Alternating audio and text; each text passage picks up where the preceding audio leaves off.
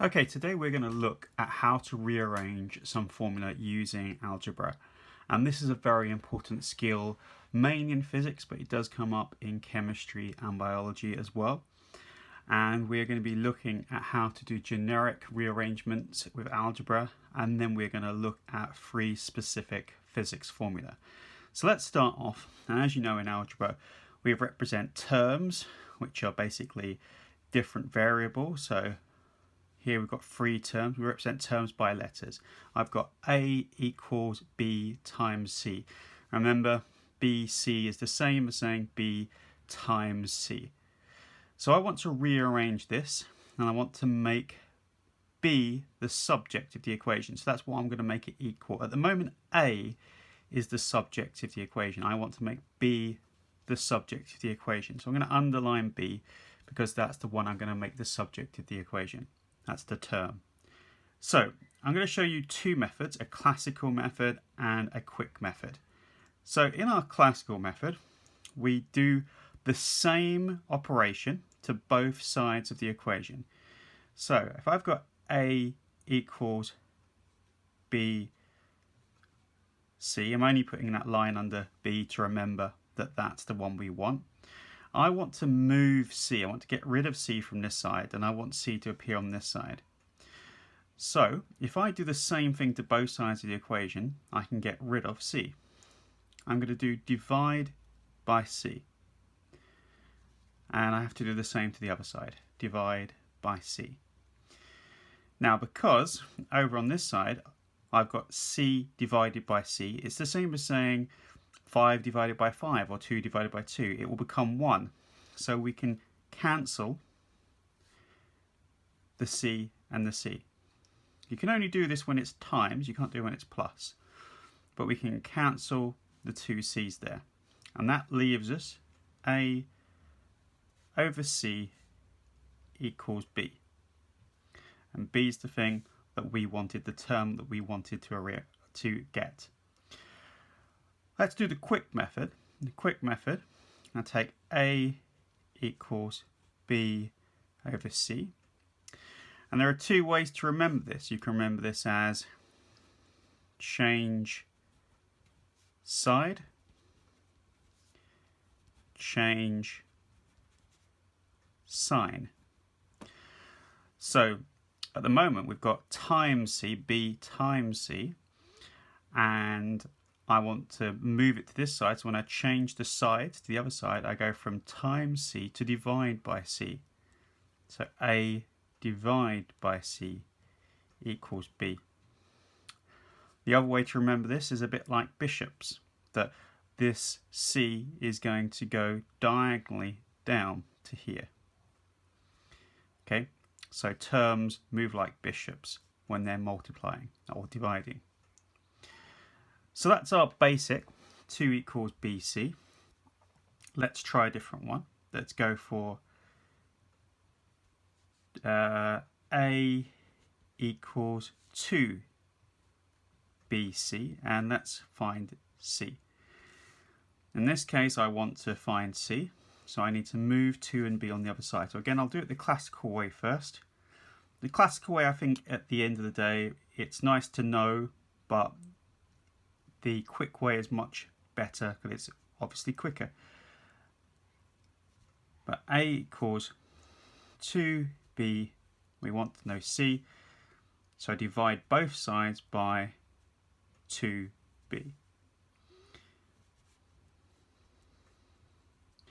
And now because I've got 2B twice, I can cancel the 2's, I can cancel the B, and I'm left with A over 2B equals C.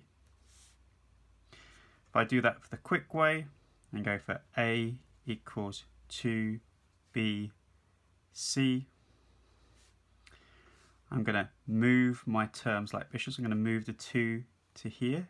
I'm going to move the B to here. I'm going to change the sign. So 2 times by 2 becomes divide by 2. Times by B becomes divide by B. So we have A divided by 2B equals C. So that's a common one there. that we can come across. And next, let's introduce something else. Let's introduce an indices. In other words, a square or a root.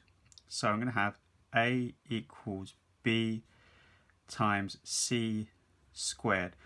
It's important to remember that only the c is squared, because otherwise there'd be brackets here. So we want to find c as the subject to the equation. So first I have to move the b. So let's do the classical method. A equals b c squared. Divide both sides by b.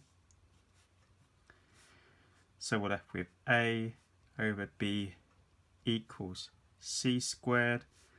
And then I square root both sides. The square root of a square cancels out. So basically you're left with square root of a over b. So that's our classic method. Our quick method, again, a equals b c squared. Move the b down, change its sign to divide from times, and then square root both sides, and we get the square root of all AB. You notice the square root goes over both. So in square roots, you don't need to put brackets in usually if you are putting the square root sign around the whole thing. It's not incorrect to put a bracket around like this. That's okay. But you shouldn't just have the square root over the a, because that would mean the square root's just on the a. So that's 3 different rearrangements of formulas that are quite commonly used in science. We're going to apply this to 3 formulas. We're going to apply it to the kinetic energy formula, we're going to apply it to the gravitational potential energy formula, and we're going to apply it to the spring and elastic energy formula. So let's start with the gravitational potential energy formula, which is EP equals mgh. 2 things to remember when you're writing science formulas. 1, the case has to be correct. Lowercase m, lowercase g, lowercase h, uppercase E with a subscript p. Subscript means small and below the line. Okay, so that's our line there. So it's on to kind of on the line there. It's not, or below the line. It's not the same as what you would do for chemical formula. If you wanted to write this out in an exam in words, that's fine. You could have written down gravitational potential energy equals mass times gravitational field strength times height. You can't write gravity. You have to write gravitational field strength. So I want to rearrange this to show in all 3 of these terms. Now, this is an example where you can't use a formula triangle. So we don't teach formula triangles in GCSE Physics because most often you can't use them. So it's best to learn the correct way of how to do it in algebra, because you can apply algebra to any situation. At this point, I'm just going to go to do the quick method. Okay, I'm not going to go for the whole long method, but you could try the long method as well. So I'm going to go EP, and I'm going to find M first. So we're going to do EP equals mgh. Let's find M, in which case we need to move the G and the H. So we're left with EP divided by GH equals M. Nice and simple. Change side from times to divide. Next, let's find G. So mgh, let's find G. And again, same idea. We're going to move the M, we're going to move the G. So we're going to go for EP over mh equals G. And finally, we're going to do H, which is probably one of the most common ones. You tend to actually rearrange this to go mgh. We're going to find H. We want to move M and G. And so we go for EP P over mg equals h. Out of these three formulas, this one is the one that most commonly appears in problems. G, you're very rarely asked to find G because you're usually told what G is, but you could get asked any of these. So let's look at another one. We're going to look at the kinetic energy one. And this is one of the ones that people find more tricky. EK equals, and this is where it gets interesting because I'm going to start by writing it as half mv squared, and I'm going to change that now to EK equals mv squared divided by 2. That's the same, okay? But it's much easier to deal with in algebra terms using this layout of the formula. This is like having a 1 here that we're ignoring, because in formulas 1s we can ignore. Another really important thing to say is that when you're asked to write a formula, if you don't write out the whole thing, EK equals half mv squared or EK equals mv squared over 2, you do not get it correct. You've got to write the whole thing out. If you wrote just that, mv squared over 2, or that would not be a formula. So, I'm going to make sure we've got this in camera shot. There we go. And we're going to start rearranging this. And we're going to start off, first of all, by rearranging it to find m. So, first thing we need to do is we go EK equals mv squared over 2, and we move the 2 up here, going from divide by 2 to times by 2. So we now have 2EK